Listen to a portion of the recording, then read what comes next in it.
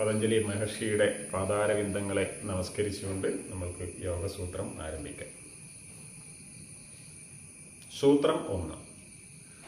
അധ യോഗാനുശാസനം. അധ യോഗാനുശാസനം. ഇനി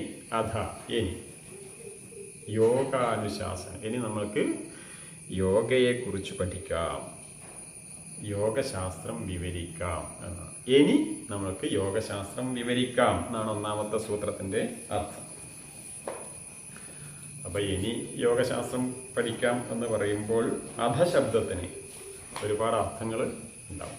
അധശബ്ദത്തിന് ഇനി എന്ന് പറയണമെങ്കിൽ അതൊരു പറഞ്ഞുകൊണ്ടിരിക്കുന്നതിൻ്റെ തുടർച്ചയാണ്.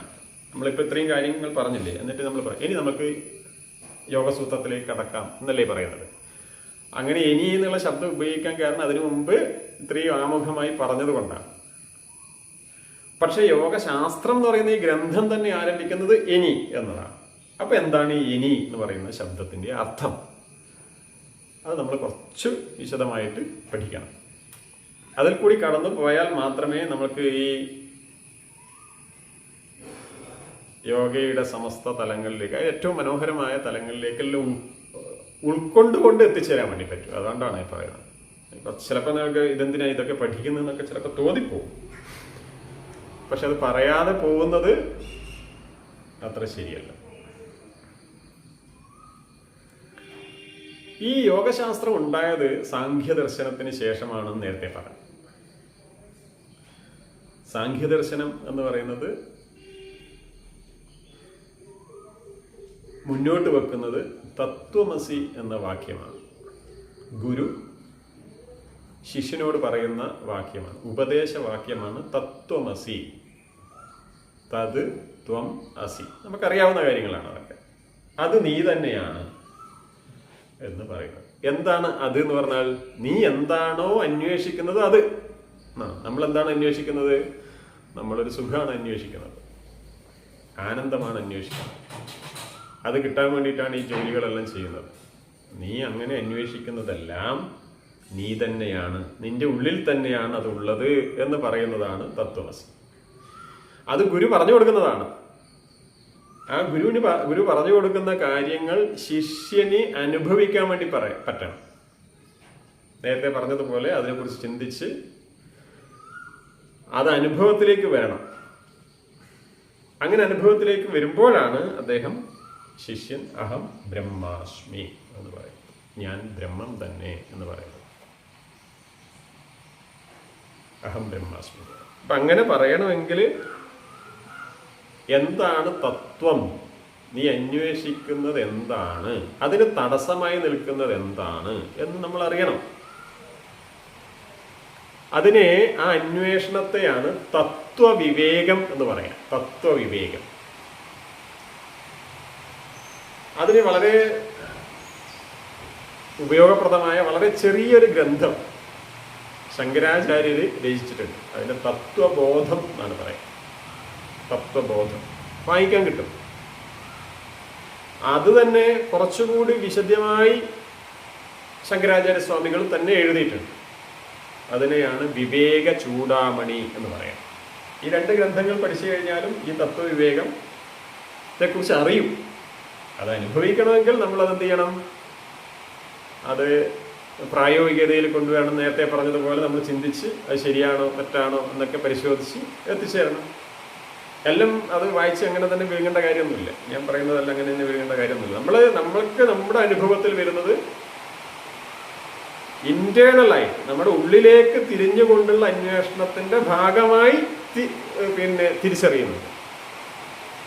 നമ്മൾ അനുഭവവേദ്യമാണ്. അതല്ലാതെ മറ്റൊരറിവ് കൊണ്ട് അതിനെ കൗണ്ടർ ചെയ്യലല്ല. ആ അറിവ് കൊണ്ട് കൗണ്ടർ ചെയ്യണമെങ്കിൽ ആ അറിവും നമുക്ക് അനുഭവവേദ്യമാക്കണം, എന്നിട്ട് കൗണ്ടർ ചെയ്യാം. അതിലൊന്നും ഈ ചാർവാക സിദ്ധാന്തമൊക്കെ ഉണ്ടായത് അങ്ങനെയാണ്. പക്ഷെ ചാർവാക സിദ്ധാന്തം ഉണ്ടായെങ്കിലും അദ്ദേഹത്തിന്റെ ഗ്രന്ഥങ്ങളൊന്നും കിട്ടാനില്ല. അതാണ് ആ സിദ്ധാന്തത്തിന് അത്ര വലിയ പ്രചാരമൊന്നും നാസ്തിക ദർശനത്തിന് പ്രചാരം കിട്ടാതെ പോയത്. ഈ നാസ്തിക ദർശനമായാലും ആസ്തിക ദർശനമായാലും അതിലൊരു അസ്തിത്വമുണ്ട്. ഉണ്ട് എന്ന് പറയുന്നത് ആ ഉണ്മയെ, ആ ആ ഒരു ശക്തിയെ ശക്തി ഇല്ല എന്നാണ് നാസ്തികേശം. അപ്പം അവിടെ ശക്തി എന്നുള്ള വാക്ക് ഉപയോഗിക്കുന്നുണ്ട് എന്നുള്ളതാണ്. അതില്ലാതെ അതില്ല എന്ന് പറയാൻ വേണ്ടി പറ്റില്ല. മനസ്സിലായില്ലേ? അപ്പോൾ നമ്മൾ ഈശ്വര നിഷേധി എന്ന് പറയുമ്പോഴത്തേക്ക് തന്നെ ഈശ്വര ശബ്ദം വരും. നിഷേധി എന്ന് പറയുമ്പോഴത്തേക്ക് എല്ലാത്തിനെയും നിഷേധിക്കുന്നവനായി മാറും. അപ്പോൾ ഈശ്വര ആസ്തിക ദർശനം എന്ന് പറയുന്നത്, നാസ്തിക ദർശനം എന്ന് പറയുന്നത് അതാണ്. ഇപ്പം ചാർവാക സിദ്ധാന്തങ്ങളിൽ ഉണ്ടായിട്ടുണ്ട്, ഇല്ല എന്ന് പറയുന്നില്ല. പക്ഷെ അങ്ങനെ അതും അവർക്ക് അനുഭവപ്പെട്ടതാണ് അവർ അവതരിപ്പിക്കുന്നത്. അത്തരത്തിൽ അറിവുകളെ സ്വാനുഭവത്തിലൂടെ അനുഭവിച്ച് അവതരിപ്പിക്കും. അതാണ് തത്വവിവേകം എന്ന് പറയുന്നത്. ഈ തത്വവിവേകം അറിയാൻ അടിസ്ഥാനമായി 4 കാര്യങ്ങൾ അറിയണം. ഇത് കുറച്ചിങ്ങനെ പുറത്തേക്ക് പോയി തിരിച്ച് നമ്മൾ വീണ്ടും യോഗാനുശാസനത്തിലേക്ക് എത്തും. ഇത് കഴിഞ്ഞ് കഴിഞ്ഞാൽ പിന്നെ നമുക്ക് യോഗ പഠിച്ചു പോകാൻ വളരെ എളുപ്പമാണ്. അതുകൊണ്ടാണ് ഞാൻ അങ്ങനെ ശങ്കരാചാര്യരുടെ പിന്നാലെ ഒന്ന് പോകുന്നത്. അതിന് ആദ്യം ഉണ്ടാവേണ്ടത് ഒന്ന് നിത്യാനിത്യ വസ്തു വിവേകം. 4 അറിവുകളുണ്ടാവും. നിത്യാനിത്യ വസ്തു, നിത്യം അനിത്യം എന്നിവയെ കുറിച്ച് അറിയണം. വളരെ പെട്ടെന്ന് പറഞ്ഞു പോകുന്നതാണ്. വിശദമായിട്ട് തത്വബോധത്തെയോ വിവേക ചൂടാമണിയോ പഠിച്ചെടുക്കണം, കുറേ കാലം എടുക്കും. എന്താണ് നിത്യമായിട്ടുള്ളത്? എല്ലായ്പ്പോഴും ഉള്ളത്, അതാണ് നിത്യം. അതിനൊക്കെ ഉപനിഷത്തുക്കളിൽ പറയുന്ന ഉദാഹരണം മൺകുടത്തെക്കുറിച്ചാണ്. മൺകുടം, അതിൽ നിത്യമായതേത് അനിത്യമായതേത് എന്ന ചോദ്യമാണ്. നാമവും രൂപവും ഉള്ളതെല്ലാം മാറിക്കൊണ്ടിരിക്കും, അതെല്ലാം അനിത്യമാണ്. ഇപ്പം മൺകുടം എന്ന് പറയുന്നതിൻ്റെ സത്യത്തിൽ അത് മണ്ണാണ്. പക്ഷെ അതിന് കുടം എന്ന അർത്ഥത്തിലേക്ക് എത്തുമ്പോഴേക്ക് അതിനൊരു നാമം വന്നു, അതിനൊരു രൂപം വന്നു. നമ്മൾ ആ നാമത്തിലും രൂപത്തിലുമാണ് ശ്രദ്ധിക്കുന്നത്. അത് പൊട്ടിപ്പോയാൽ നമ്മൾ ദുഃഖിക്കുന്നതിന് കാരണം ആ നാമവും രൂപവും പോയി. അതാണ് ശരി, അതാണ് സത്യം എന്ന് വിചാരിച്ചിട്ടാണ് നമ്മൾ ദുഃഖിക്കുന്നത്. അപ്പൊ ആ ദുഃഖം ഒഴിവാക്കാൻ അതിൻ്റെ അടിസ്ഥാനമായ മണ്ണിനെ കുറിച്ച് അറിയണം. അതാണ് നിത്യം അനിത്യം. മണ്ണ് എന്ന് പറയുന്നത് നിത്യമാണ്, അതെപ്പോഴും ഉണ്ട്. മണ്ണ് എന്ന് പറയുമ്പോൾ നമ്മൾ കാണുന്ന ഈ മണ്ണില്ലേ, മണ്ണ് സാധാരണ വാരിയെടുക്കുന്നത്, അതും നാമവും രൂപവുമാണ്. അതിനും അപ്പുറത്തൊരു മണ്ണുണ്ട്. സ്വർണത്തെക്കുറിച്ച് പറയാം. സ്വർണം അത് വളരെ എളുപ്പത്തിൽ മനസ്സിലാവുന്നതാണ്. സ്വർണം, ഈ സ്വർണം എന്ന് പറയുന്ന സാധനത്തെ നിങ്ങൾ ആരെങ്കിലും കണ്ടിട്ടുണ്ടോ? സ്വർണം എന്ന് പറയുന്നതിനെ നിങ്ങൾ കണ്ടിട്ടുണ്ടോ? ഉണ്ട് എന്ന് പറയും. അത് ബിസ്ക്കറ്റ് കണ്ടിട്ടുണ്ട്, സ്വർണ്ണമാല കണ്ടിട്ടുണ്ട്, വള കണ്ടിട്ടുണ്ട്, മോതിരം കണ്ടിട്ടുണ്ട്. അങ്ങനെ വളരെ വ്യത്യസ്തമായ ആഭരണ വൈവിധ്യങ്ങളെ നിങ്ങൾ കണ്ടിട്ടുണ്ട്. നിങ്ങൾ ആ രൂപവും നാമവും മാത്രമേ കണ്ടിട്ടുള്ളൂ. അതിനും അപ്പുറത്ത് സ്വർണമുണ്ട്. ആ സ്വർണം കാണാം.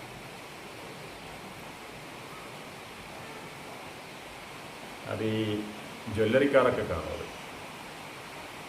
നിങ്ങൾ അവിടെ നിന്നൊരു മാല വാങ്ങിക്കുമ്പോൾ മാലയ്ക്കാണ് വില നിശ്ചയിക്കുന്നത്. നിങ്ങൾ ആ മാല തിരിച്ചു കൊടുക്കുമ്പോൾ മാലയ്ക്കല്ല വില, സ്വർണത്തിനാണ് വില. അയാൾ സത്യം തിരിച്ചറിഞ്ഞതുകൊണ്ട് ആ സത്യത്തെ മാത്രം കാണുകയും അതിൻ്റെ മൂല്യത്തെ തിരിച്ചറിയുകയും ചെയ്യാണ് ചെയ്തത്. ആ സ്വർണം എന്ന് പറയുന്ന ആ ഒരു ആശയത്തെ അത് ഒരിക്കലും നമുക്ക് കാണാൻ കഴിയാത്തതാണ്. പക്ഷേ അത് നമുക്ക് അനുഭവിക്കാൻ കഴിയുന്നു. നമ്മൾ അനുഭവിക്കുന്നുണ്ട്. സ്വർണ്ണ ബിസ്ക്കറ്റും ഈ പറയുന്ന ആഭരണങ്ങളും ഒക്കെ ആയിട്ട് നമ്മൾ അനുഭവിച്ചുകൊണ്ടിരിക്കുന്നതാണ്. അതിൻ്റെ എല്ലാം ഉള്ളിൽ സ്വർണ്ണമുണ്ട്, ഇല്ലാന്ന് ഞാൻ പറയുന്നത്. അതെല്ലാം സ്വർണം തന്നെയാണ്. പക്ഷെ സ്വർണം എന്ന് പറയുന്നത് അതിനും അപ്പുറത്താണ് എന്ന് തിരിച്ചറിയണം.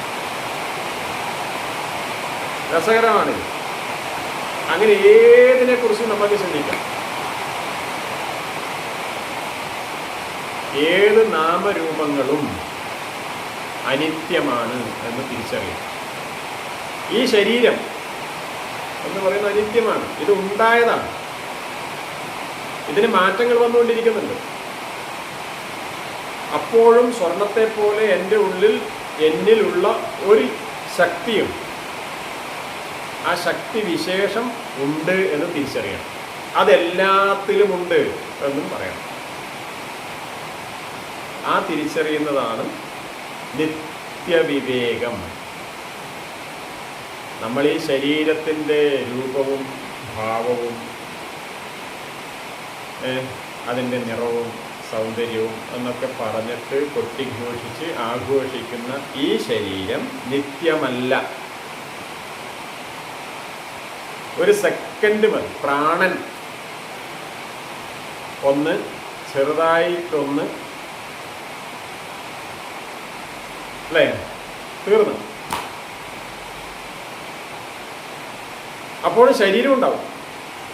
അഭിമന്യു യുദ്ധക്കളത്തിൽ മരിച്ചു വീണപ്പോൾ ഉത്തര കെട്ടിപ്പിടിച്ച് കരഞ്ഞതുപോലെ അപ്പോൾ ശരീരമുണ്ട്, കാര്യമില്ല.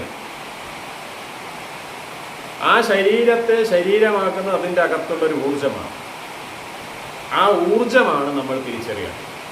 അതാണ് ആത്മാ എന്ന് പറയുന്നത്. അത് ഉള്ളിൽ മാത്രമല്ല പുറത്തുമുണ്ട്. ഈ പ്രപഞ്ചത്തിലെ എല്ലാ ജീവജാലങ്ങളിലുമുണ്ട്. എല്ലാത്തിലും വ്യാപിച്ചു നിൽക്കുന്നത് ആ ഊർജമാണ് എന്ന് തിരിച്ചറിയുകയും ആ ഊർജം തന്നെയാണ് എൻ്റെ ഉള്ളിലും ഉള്ളത് എന്ന് മനസ്സിലാക്കുകയും ചെയ്തു കഴിഞ്ഞാൽ ഒരു ദുഃഖം തീരും. അതാണ് നിത്യാനിത്യ വസ്തുവിവേകം. അനിത്യ വസ്തുക്കളുടെ പിന്നാലെ പോകരുത്. അതൊക്കെ നാശം ഉണ്ടാക്കുന്നതാണ്. എല്ലാ ബന്ധങ്ങളും അനിത്യമാണ്. എല്ലാ രൂപങ്ങളും എല്ലാ നാമങ്ങളും എല്ലാ വസ്തുക്കളും എല്ലാം ജാതി മത വർഗ രാഷ്ട്രീയ സംഘം ഇതെല്ലാം അനിത്യമാണ്. ഇതൊക്കെ മാറ്റത്തിന് വിധേയമാണ്. ഏത് സമയത്ത് എപ്പോഴും മാറി വരാം. ഇത്രയും കാലം നമ്മുടെ മുന്നിൽ രാജാക്കന്മാരായിട്ട് പരിലസിച്ചിരുന്ന ആൾക്കാരുടെ മുഖങ്ങൾ ഇപ്പോൾ തകർന്നടിയുകയാണ്. ഇത്രയും കാലം ഉണ്ടാക്കിയിട്ടുള്ള ആ ഒരു സംഭവം ഓരോന്നോരോന്നായി പുറത്തേക്ക് വരും. ഇത്രയും കാലം ഉണ്ടാക്കിയ ആ ഇമേജ് കംപ്ലീറ്റ് പോയി. അത് പോകാൻ വലിയ സമയമൊന്നും വേണ്ട. അപ്പൊ അതിൽ ദുഃഖിക്കാതിരിക്കാം. അങ്ങനെ ഇമേജ് പോകുന്നുണ്ടാവാം, പോവാതിരിക്കാം. ആ ഇമേജ് എന്ന് പറയുന്ന സങ്കല്പം ഇല്ലാതിരുന്നാൽ ഈ പ്രശ്നമില്ല, ദുഃഖം ഉണ്ടാവില്ല. ഞാൻ എന്ന് പറയുന്നത് ഇതൊന്നും അല്ല എന്ന് തിരിച്ചറിയാൻ വേണ്ടി കഴിയും. നേരത്തെ പറഞ്ഞതുപോലെ ഒരു പ്രതീക്ഷയോടും കൂടി കർമ്മഫലം അതേക്കുറിച്ച് പറഞ്ഞതുപോലെ ഫലം ആഗ്രഹിച്ചുകൊണ്ട് ഓരോന്നും ചെയ്യാതിരിക്കുക. അത് കിട്ടിയിട്ടില്ലെങ്കിൽ ദുഃഖം ഉറപ്പാണ്. അപ്പം നിത്യമായത് ഞാനാണ്, ആത്മാവാണ്, ആ ഊർജമാണ് എന്ന് തിരിച്ചറിഞ്ഞുകൊണ്ട് വ്യാപരിക്കുന്നതിനെയാണ് നിത്യാനിത്യ വസ്തു വിവേകം എന്ന് പറയുന്നത്. അത് എപ്പോഴും ഉണ്ടാകും. എപ്പോഴും ഉണ്ടാവണമെന്ന് പറഞ്ഞാലും നമ്മളിങ്ങനെ ജീവിക്കുന്നവരായതുകൊണ്ടും സാമൂഹ്യ ജീവിയായതുകൊണ്ടും ചില പ്രശ്നങ്ങളൊക്കെ ഉണ്ടാവും. ആ സമയത്ത് നമുക്ക് വിഷമമുണ്ടാവും, ഇല്ല എന്ന് പറയുന്നില്ല, ഉണ്ടാവണം. പക്ഷെ ആ വിഷമത്തിൽ തന്നെ ഇരിക്കരുത്. അതിൽ നിന്ന് നമ്മൾ മോചനം നമ്മൾ തിരിച്ചറിയണം. മരണം ഉണ്ടാവും, സ്വാഭാവികമാണ്. ബന്ധങ്ങൾ തകരും, സ്വാഭാവികമാണ്. രണ്ട് മനസ്സാണ് അവിടെ ഉള്ളത്. രണ്ട് മനസ്സും ഒന്നിച്ച് പ്രവർത്തിക്കാൻ ഒരു സാധ്യതയുമില്ല. അഡ്ജസ്റ്റ്മെൻ്റാണ്. അതും ചെയ്യാതെ വരുമ്പോൾ തകരും, ഉറപ്പാണ്. അതിലൊന്നും ഒരു പ്രശ്നമില്ല. അത് തകരും എന്ന് തിരിച്ചറിഞ്ഞു കഴിഞ്ഞാൽ പിന്നെ അതിനെക്കുറിച്ച് നമ്മൾ എഴുതാതെ പറയേണ്ട കാര്യമില്ല. അതും വിട്ട് അതുക്കും മുകളിൽ നമ്മൾ പോകണം. അതാണ് നിത്യാനിത്യ വസ്തു വിവേകം. അതാണ് ഒന്നാമതായി നമ്മൾക്കുണ്ടാകേണ്ടത്. അതുകൊണ്ട് ഒന്നിൽ നിന്നും ഒന്നും പ്രതീക്ഷിക്കരുത്. എല്ലാം സ്വതന്ത്രരാണ്. എൻ്റെ ഉള്ളിലുള്ളതുപോലെ ഊർജ ചൈതന്യമുള്ളതാണ് ഈ പ്രപഞ്ചത്തിലെ സകലതും. ഞാൻ വളർത്തുന്ന അല്ലെങ്കിൽ എൻ്റെ ഒപ്പം വളരുന്ന പട്ടി, പൂച്ച, പക്ഷി, മൃഗാദികളെല്ലാം സ്വതന്ത്രരാണ്. അവരുടെ ഉള്ളിലുള്ള ചൈതന്യം എൻ്റെ ഉള്ളിലെ ചൈതന്യം തന്നെയാണ്. അത് നമ്മൾ വിട്ടുപോകും എന്ന് വെച്ച് ദുഃഖിക്കാൻ വേണ്ടി പാടില്ല. ദുഃഖമുണ്ടാവും. ആ ദുഃഖത്തെ പെട്ടെന്ന് തന്നെ അതിജീവിച്ച് കർമ്മത്തിൽ നിരന്തരമായി കർമ്മവ്യാപാരങ്ങളിൽ ഏർപ്പെടാൻ വേണ്ടി കഴിയണം. അതിനെയാണ് നിത്യാനിത്യ വസ്തു വിവേകം. അത് നമ്മൾക്കുണ്ടാവും. രണ്ടാമത്തത് വൈരാഗ്യമാണ്. വൈരാഗ്യം എന്ന് പറഞ്ഞാൽ നമ്മൾ ഉദ്ദേശിക്കുന്ന വൈരാഗ്യമല്ല, വൈരാഗ്യം വിരാഗ എന്നാണ്. വിശേഷണയുള്ള രാഗം, ഒരിഷ്ടം, അതുണ്ടാവാൻ വേണ്ടി പാടില്ല. വൈരാഗ്യം എന്താ അത്? ഇഹ സ്വർഗഭോഗേഷു ഇച്ഛാരാഹിത്യം എന്നാണ്. സ്വർഗത്തിൽ മരിച്ചു കഴിഞ്ഞ് കഴിഞ്ഞാൽ സ്വർഗത്തിൽ എത്തിച്ചേരും. അതിനു വേണ്ടി ഇവിടെ എന്തൊക്കെയോ കാട്ടിക്കൂടുക, അത് ലഭിക്കാൻ വേണ്ടി ഇത് ചെയ്യാം എന്ന് പറയണം. ഇപ്പോൾ നമ്മൾ ചെയ്യുന്നത് ഭാവിയിൽ കിട്ടാൻ പോകുന്നതിന് വേണ്ടിയിട്ടാണ്. അപ്പൊ സംഭവിക്കുന്നത് എന്താണ്? ഭാവിയിൽ അത് കിട്ടുമോ എന്ന് ഉറപ്പില്ല. അതേ സമയത്ത് നമ്മൾ ഇന്ന് ചെയ്യേണ്ട കാര്യങ്ങൾ ചെയ്യാതിരിക്കുകയും ചെയ്യും. മനസ്സിലാവും. നമ്മൾ ഭാവിയിൽ എന്തെങ്കിലും കിട്ടും എന്നുള്ള പ്രതീക്ഷയിൽ ഇന്ന് ചില ജോലികൾ ചെയ്യാം. നമ്മൾ സ്ഥിരമായി എന്താണോ ചെയ്യേണ്ടത് അത് ചെയ്യാതെ ഭാവിയിൽ ലഭിക്കുന്നതിന് വേണ്ടി ഇന്ന് ഉദ്യമിക്കുകയാണ് ചെയ്യുന്നത്, നമ്മൾ പ്രവർത്തിച്ചുകൊണ്ടിരിക്കുകയാണ് ചെയ്യുന്നത്. ഭാവിയിൽ അത് കിട്ടുമെന്ന് ഉറപ്പുണ്ടോ? ഒരു ഉറപ്പുമില്ല. രാഷ്ട്രീയ പ്രസ്ഥാനങ്ങളിൽ അങ്ങനെയാണ്, ഒരു ഉറപ്പുമില്ല. അവരിങ്ങനെ പ്രവർത്തിച്ചുകൊണ്ടിരിക്കും. കുറെ കഴിയുമ്പോഴത്തേക്കും നമുക്ക് നിരാശ വരും. ഞാൻ ഇത്രയും കാലം പ്രവർത്തിച്ചു എന്തിനാ, എൻ്റെ ഇത്രയും കാലത്തെ സമയം നഷ്ടമായി പോയില്ലേ എന്നൊക്കെ ചിന്തിക്കേണ്ടി വരുന്നത് ഈ ഭാവിയിൽ ലഭിക്കാൻ പോകുന്നതിനെ കുറിച്ചുള്ള ആഗ്രഹം ഉള്ളിൽ വെച്ചതുകൊണ്ടാണ്. നമ്മൾ അങ്ങനെ ഒരു ആഗ്രഹം ഒരിക്കലും വെക്കരുത്. ഭാവി എന്ന് പറയുന്ന ഒന്നില്ല എന്നറിയണം. ആകെയുള്ളത് വർത്തമാനമാണ്, പ്രസന്റ്. ഇന്ന് ജീവിക്കുക. ഇന്ന് നമ്മൾ ഇപ്പോൾ എന്താണോ ചെയ്തുകൊണ്ടിരിക്കേണ്ടത് അത് ചെയ്തുകൊണ്ടേയിരിക്കുക. വേറെ അതുകൊണ്ട് എന്ത് ലഭിക്കും എന്നുള്ളതിനെ കുറിച്ച് നമ്മൾ ഒരിക്കലും ചിന്തിക്കരുത്. അപ്പൊ പിന്നെ ഈ ജോലിയൊക്കെ ചെയ്ത് സമ്പാദിക്കുന്നതിൽ എന്തിനു വേണ്ടിയിട്ടാണ്? നല്ല സങ്കല്പങ്ങൾ ഉണ്ടാകും.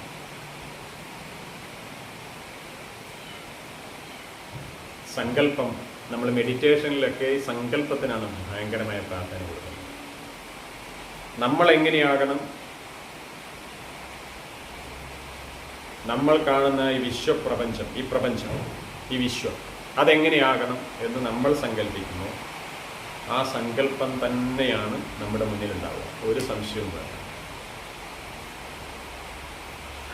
ലൈഫ് ഓഫ് പൈയിൽ പറഞ്ഞതുപോലെ നമ്മൾ ആഗ്രഹം, നമ്മൾ എന്താണ് സങ്കല്പിക്കുന്നത് അതിനു വേണ്ടി ഈ പ്രപഞ്ചത്തിലെ സമസ്ത ജീവജാലങ്ങളും നമ്മോടൊപ്പം നിൽക്കും.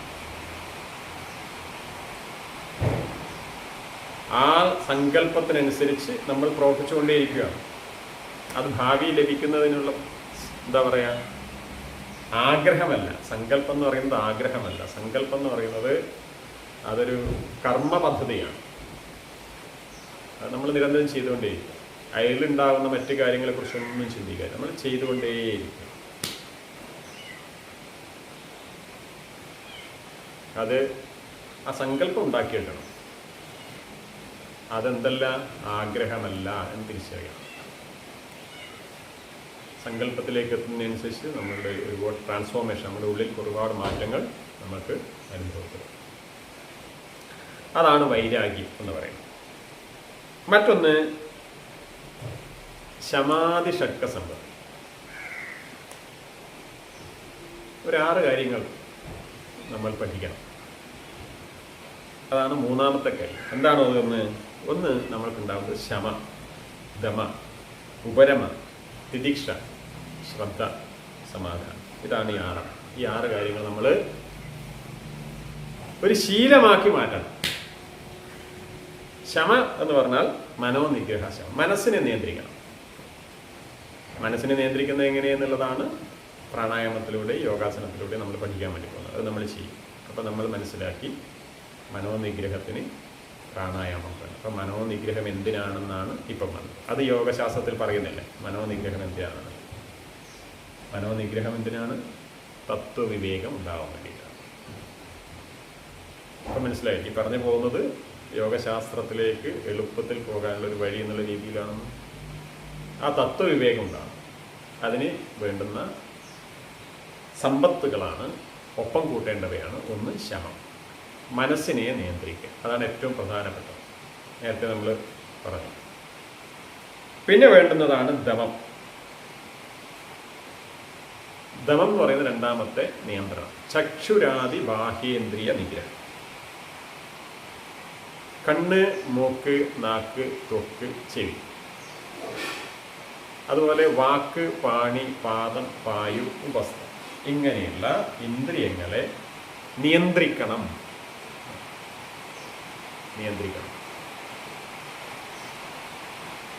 യമനിയമാദികളിൽ ഇത് തന്നെയാണ് പറയുന്നത്, നിയന്ത്രിക്കണം.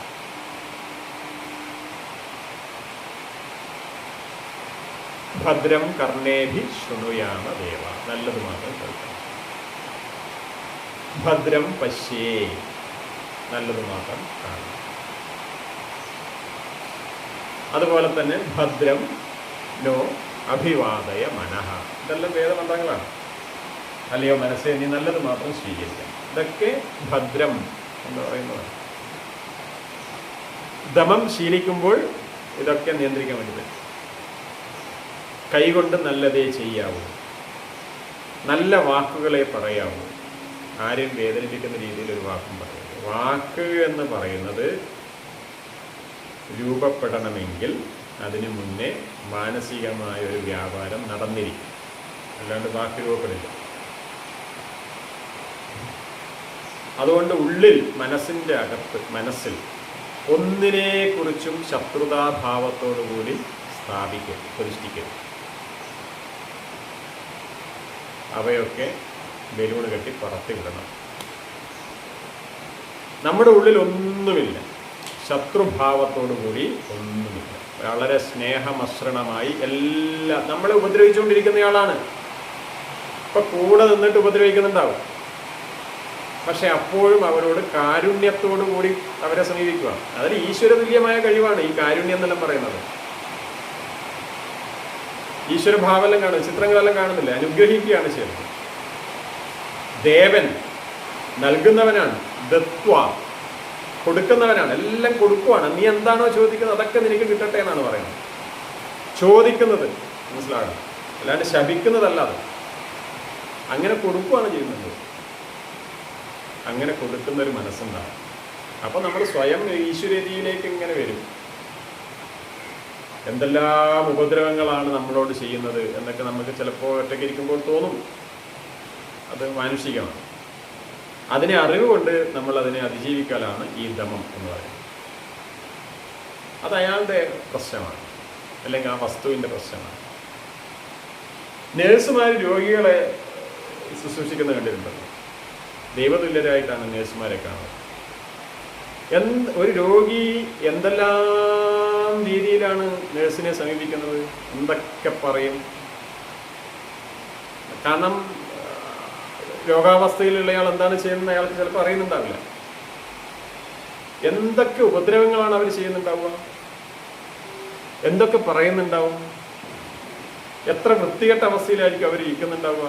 മലമൂത്ര വിസർജനമൊക്കെ ചെയ്തിട്ട് അവിടെ തന്നെ കിടക്കുന്നയാളെയും ഈ നേഴ്സ് പരിചരിക്കുകയാണ്. നേഴ്സിനെ നിങ്ങൾ ശ്രദ്ധിച്ചിട്ടുണ്ടോ? വളരെ സൗമ്യഭാവത്തോടു കൂടി ഇഞ്ചക്ഷൻ എടുക്കാൻ വരുമ്പോൾ തട്ടി മാറ്റും, മരുന്ന് ഒക്കെ തട്ടി മാറ്റും, അടിക്കും, തുപ്പും, ചീത്ത പറയും എന്ന് വെച്ചിട്ട് നേഴ്സ് വെച്ചിട്ട് പോവുമോ? ഇല്ല, ഒരിക്കലും പോവില്ല. അവരവരോടൊപ്പം തന്നെ നിൽക്കും. ഒരു രോഗിയെ പരിചരിക്കുന്നത് പോലെ നമ്മളെല്ലാം, നമ്മളെ ഉപദ്രവിക്കുന്നവരൊക്കെ രോഗികളായി കാണണം. അവർക്കെല്ലാം മാനസിക രോഗമാണെന്ന് മനസ്സിലാക്കണം ആദ്യം. എന്ന് വെച്ച് നിങ്ങൾ മരുന്നൊന്നും ഇഞ്ചക്ട് ചെയ്യുന്നും വേണ്ട. അതിനുള്ള ഏറ്റവും നല്ല മരുന്നാണ് സ്നേഹം എന്ന് പറയുന്നത്. അവരെന്തെല്ലാം നമ്മളോട് ചെയ്തു കഴിഞ്ഞാൽ നമ്മൾ വളരെ സ്നേഹത്തോടു കൂടി അവരെ സമീപിക്കുമ്പോൾ അവരിൽ മാറ്റമുണ്ടാവും. അത് നമ്മൾ പ്രതീക്ഷിക്കൊന്നും വേണ്ട.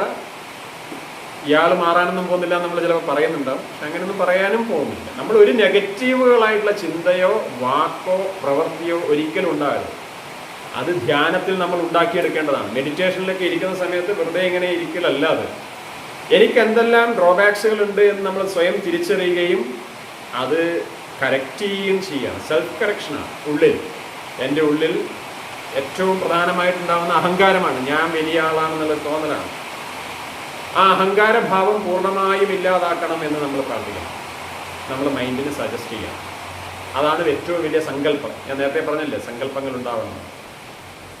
അഹങ്കാരമൊന്നുമില്ലാതെ എല്ലാവരോടും വളരെ ചിരിച്ച് സന്തോഷത്തോടുകൂടി ഇഴുകിച്ചേർന്ന് ജീവിക്കുന്ന ഒരാളായി എനിക്ക് മാറണം. എല്ലാ ജീവജാലങ്ങളും, അതിൽ മനുഷ്യനോ മറ്റൊന്നുമില്ല, എല്ലാത്തിനെയും ഒരുപോലെ നോക്കിക്കാണണം. രോഗവും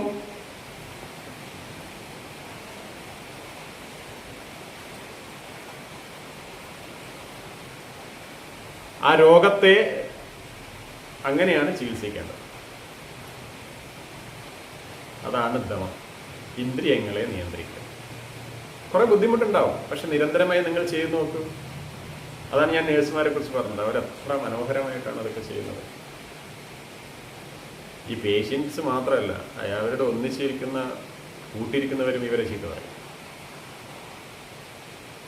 അല്ലേ? നോക്കണം, നമ്മൾ കൂട്ടിയിരിക്കുന്നവർ എത്ര സമയമാണ് നിൽക്കുന്നത്, ആ സമയം കൊണ്ട് തന്നെ അവർ അസ്വസ്ഥരാവുകയാണ്. ഈ കൂട്ടിരിക്കുക എന്ന് പറയുന്ന ഒരു ജീവിത വ്രതമാക്കിയിട്ട് അതിന് തന്നെ ജീവിതം ഒഴിഞ്ഞു വെച്ചവരാണ് ഈ നേഴ്സുമാർ. ഇവർക്കും ജീവിതമുണ്ട്, കുടുംബ ജീവിതവും കുഞ്ഞുങ്ങളും ഒക്കെ ഉണ്ട്. മനസ്സിലാക്കണം, അവരെല്ലാം ഒഴിഞ്ഞു വെച്ചിട്ടാണ് ചെയ്യുന്നത്. എത്ര മനോഹരമായിട്ടാണ് അവർ ആ ജോലികൾ ചെയ്യുന്നത്. പക്ഷെ പ്രശ്നമുണ്ട് വേറെ. ഇത് തിരിച്ചറിയാൻ നേഴ്സുമാർക്ക് പറ്റില്ല. ഈ നേഴ്സ് കുടുംബത്തിലേക്ക് വരുമ്പോഴത്തേക്ക് വേറെ രൂപമായിട്ടാണ്. അപ്പോഴും ഈ നേഴ്സത്വം, ഈ പരിചരണത്വം അത് ഉള്ളിലേക്ക് ഒപ്പം കൂട്ടിക്കൊണ്ടുവന്നു കഴിഞ്ഞാൽ അവിടെയും പ്രശ്നങ്ങൾ സ്വാഭാവികം. അങ്ങനെ എപ്പോഴും ഉണ്ടാകാൻ ശ്രമിക്കണം. അതിനെയാണ് ദമം എന്ന് പറയാം. എല്ലാ ഇന്ദ്രിയങ്ങളും ഞാൻ ഓരോന്നോരോന്നായിട്ട് വിശദീകരിച്ച് പറയുന്നില്ല, അതൊക്കെ കുറേ കൂടി വിശദീകരിക്കേണ്ടതാണ്, പക്ഷെ അതൊന്നും ചെയ്യുന്നില്ല. മറ്റൊന്ന് വേണ്ടത് ഉപരമ, മൂന്നാമത്തെ കാര്യം. ഈ ശമാധി ഷഡ്ക സമ്പത്തിയിൽ മൂന്നാമത്തെ കാര്യമാണ് ഉപരമ. ഉപരമ എന്ന് പറഞ്ഞാൽ സ്വധർമാനുഷ്ഠാനം, സ്വന്തം ജോലി ചെയ്യുക. അതിങ്ങനെ ചെയ്തുകൊണ്ടേയിരിക്കും. അതിനെക്കുറിച്ച് നമ്മൾ നേരത്തെ തന്നെ പറഞ്ഞിട്ടുണ്ട്. ഒരു കർമ്മഫലവും ആഗ്രഹിക്കാതെ നിരന്തരമായി ജോലികൾ ചെയ്തുകൊണ്ടേയിരിക്കും.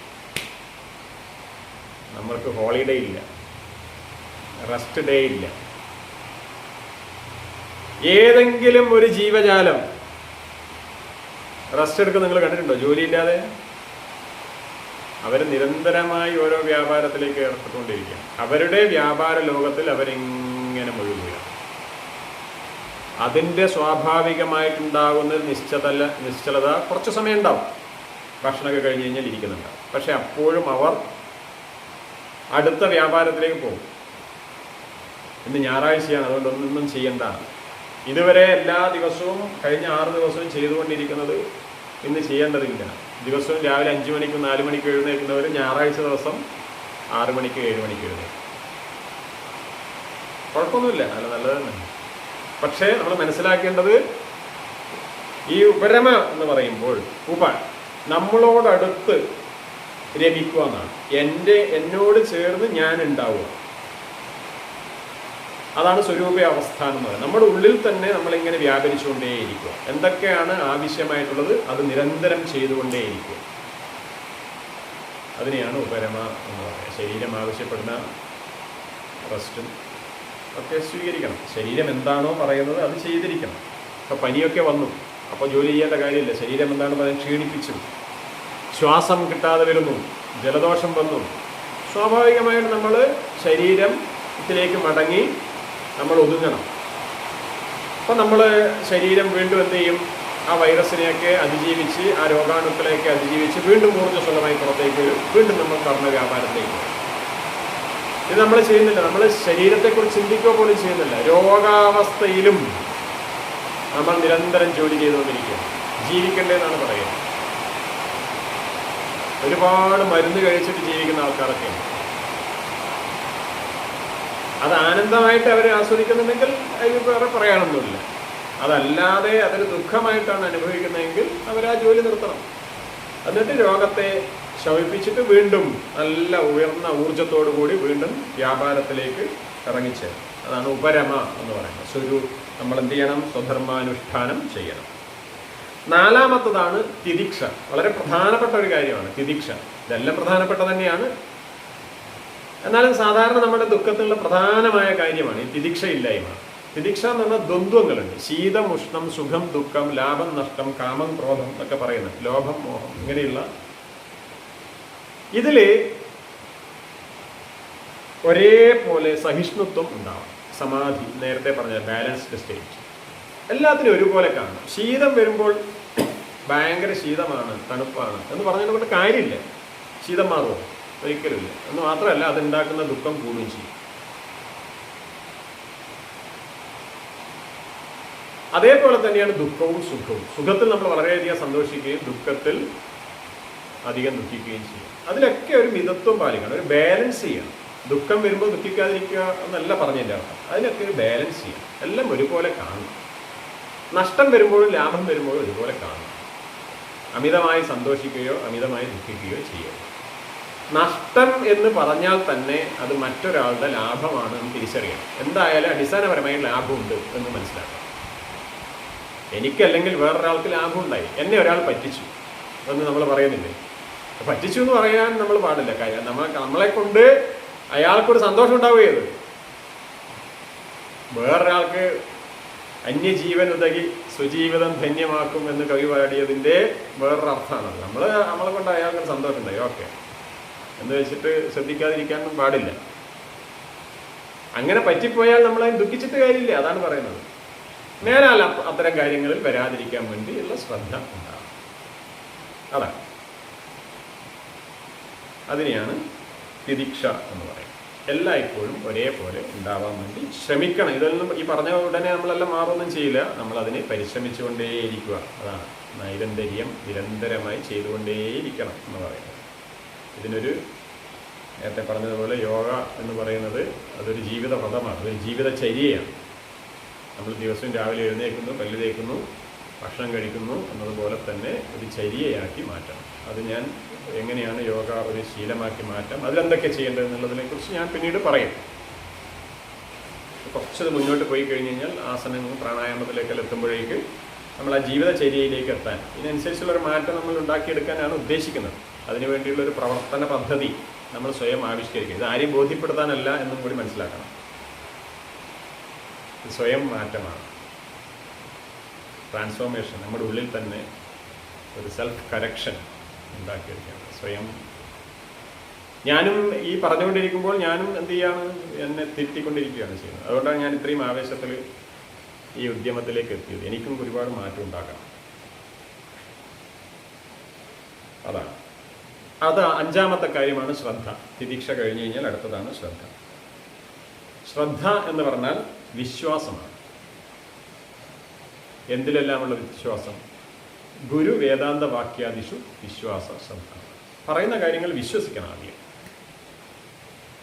ഇയാൾ ബഗിഡ പറയുന്നതെന്ന് പറഞ്ഞിട്ട് പോയത് നമ്മൾ വിശ്വസിക്കണം. എന്നിട്ട് അതിനെ എന്ത് ചെയ്യണം? അതിനെക്കുറിച്ച് ചിന്തിക്കണം. കേൾക്കാതിരിക്കരുത്. കേൾക്കുക, അതിനെ സ്വീകരിക്കുന്നതിന് മുന്നേ അതിനെക്കുറിച്ച് ചിന്തിക്കുക. അതാണ്. നമ്മൾ കേൾക്കാത്തതിനെ കുറിച്ച് വരെ ചിന്തിക്കുന്നുണ്ട്. അയാൾ അങ്ങനെ പറഞ്ഞു, നിന്നെക്കുറിച്ച് അയാൾ അങ്ങനെ പറഞ്ഞു നമ്മൾ പറയും. നിന്നെക്കുറിച്ച് അയാൾ അങ്ങനെ എന്നോട് പറഞ്ഞു, അല്ലെങ്കിൽ ഞാൻ പറയുന്നത് എ കുറിച്ച് ബി സിയോട് പറഞ്ഞത് ഡി പറഞ്ഞ് ഞാൻ കേട്ടു എന്നെല്ലാം പറഞ്ഞിട്ട് എ ദുഃഖിക്കും. അതാണ് നമ്മുടെ ദുഃഖത്തിന്റെ കാരണം. നമ്മൾ അങ്ങനെ വളഞ്ഞിട്ട് കേസ് പിടിക്കുക ചെയ്യുക. നേരിട്ട് എന്നോട് പറഞ്ഞോ എന്നുള്ളത് നമ്മൾ ചിന്തിക്കൂല. അവൻ അങ്ങനെ നിന്നോട് പറഞ്ഞോ ഒന്ന് നമ്മൾ നോക്കും. എല്ലാ പ്രശ്നം നോക്കിക്കഴിഞ്ഞാൽ ഇതാണ്. ഭയങ്കര രസകരമാണ് ഇതൊക്കെ. വളരെ ചിരിയോട് കൂടി ഇതിനെ സമീപിക്കേണ്ടി വരും. നമ്മളിതിനെല്ലാം അന്വേഷിക്കാൻ വേണ്ടി എന്നോട് എന്ത് പറഞ്ഞു എന്നാണ് നോക്കേണ്ടത്. ഞാനെന്ന് പറയുന്ന അഹംബുദ്ധിയാണ് ഇപ്പോൾ ഉണർന്നു വരുന്നത്. ആ അഹങ്കാരവും ഇല്ലെങ്കിൽ അയാൾ എന്നോട് പറഞ്ഞതിനെയും ഞാൻ കേൾക്കുക. അത് എൻ്റെ ഉള്ളിലേക്ക് എടുക്കുന്നതിന് മുന്നേ അതിനൊരു പ്രോസസ്സിങ് ചെയ്യണം, സംസ്കരിക്കണം. എന്നിട്ട് നമ്മൾ നമ്മുടേതാക്കണം. ഇല്ലെങ്കിൽ തള്ളിക്കളയാം. എല്ലാ വാക്കുകളെയും അങ്ങനെ. അതാണ് ഭദ്രം കർണേഭി എന്ന് നേരത്തെ ഞാൻ പറഞ്ഞ മന്ത്രം. നല്ലത് കേൾക്കുക. എല്ലാ വാക്കുകളും കേൾക്കുമ്പോൾ അതിൽ നല്ലതാക്കി മാറ്റണം. ആ ഒരു പ്രോസസ്സിങ് നമ്മുടെ ഉള്ളിൽ നടക്കണം. അതൊന്നും നമ്മൾ നടത്താറില്ല. നമ്മളിങ്ങനെ നെഗറ്റീവ് കേൾക്കാൻ വേണ്ടി ഇങ്ങനെ കാത്തിരിക്കുകയാണ്. എന്നെക്കുറിച്ച് എന്തെങ്കിലും പറഞ്ഞോ, മോശമായി പറഞ്ഞോ, നീ എന്താ ചിരിച്ചത് എന്ന് ചോദിക്കും. ചിരിക്കുന്ന ഏറ്റവും നല്ലതാണ്. അല്ല, എന്നെ ഇൻസൾട്ട് ചെയ്ത് ചിരിക്കുക, അങ്ങനെയാണ് നമ്മൾ പറയാം. അയാൾ ചിരിക്കുമ്പോൾ നമ്മളും തിരിച്ച് ചിരിച്ചു കഴിഞ്ഞാൽ പ്രശ്നം തീർന്നു. അത് തിരിച്ച് ചെയ്യില്ല. അപ്പോൾ ശ്രദ്ധയുണ്ടാവണം. എല്ലാത്തിനെയും വിശകലനാത്മകമായി ഉള്ളിലേക്ക് സ്വീകരിക്കുകയോ സ്വീകരിക്കാതിരിക്കുകയോ ചെയ്യുക. പക്ഷെ അത് കേൾക്കാം, അതാണ് ശ്രദ്ധ. ഗുരുവാക്യങ്ങൾ കേൾക്കണം, ഉപനിഷത്ത് വാക്യങ്ങൾ പഠിക്കണം. പഠിച്ചിട്ട് സ്വീകരിക്കാൻ പറ്റുന്നതാണെങ്കിൽ സ്വീകരിക്കാം, അതാണ്. പിന്നെയുള്ളതാണ് സമാധാനം. സമാധാനം എന്ന് പറഞ്ഞാൽ ഏകാഗ്രതയാണ്, എന്നിലേക്ക് തന്നെ. അത് നമ്മൾ യോഗയിൽ വളരെ വിശദമായി തന്നെ പഠിക്കും. ഇത്രയും കാര്യങ്ങളാണ് ശമാധി ഷഡ്ക സമ്പത്തി. അതാണ് മൂന്നാമത്തെ ഈ തത്വവിവേകം ഉണ്ടാകാനുള്ള മൂന്നാമത്തെ കാര്യം. ഇനിയുള്ളത് നാലാമത്തെ കാര്യം മുമുക്ഷുത്വമാണ്. എനിക്ക് മോക്ഷം ഉണ്ടാവണം എന്നുള്ള ഉറച്ച ചിന്ത നമ്മുടെ ഉള്ളിൽ ഉണ്ടാവണം. മോക്ഷം എന്ന് പറഞ്ഞാൽ ഞാൻ നേരത്തെ പറഞ്ഞു, എല്ലാത്തിൽ നിന്നുമുള്ള സ്വാതന്ത്ര്യമാണ്. മാനസികമായ സ്വാതന്ത്ര്യം, ആശയപരമായ സ്വാതന്ത്ര്യം, ചിന്താപരമായ സ്വാതന്ത്ര്യം, ജീവിക്കാനുള്ള സ്വാതന്ത്ര്യം, ഇതൊക്കെയാണ് സ്വാതന്ത്ര്യം. അത് നമ്മൾ ഉണ്ടാവണം. ഈ 4 കാര്യങ്ങൾ ആണ് നമ്മളെ തത്വവിവേകത്തിലേക്ക് നയിക്കുന്നത്. ആ 4 കാര്യങ്ങൾ ഉണ്ടായിക്കഴിഞ്ഞാൽ നമ്മൾക്ക് തത്വവിവേകം ഉണ്ടാവും. ആ തത്വവിവേകം എന്താണ് എന്നതിനെക്കുറിച്ച് നമുക്ക് അടുത്ത ക്ലാസ്സിൽ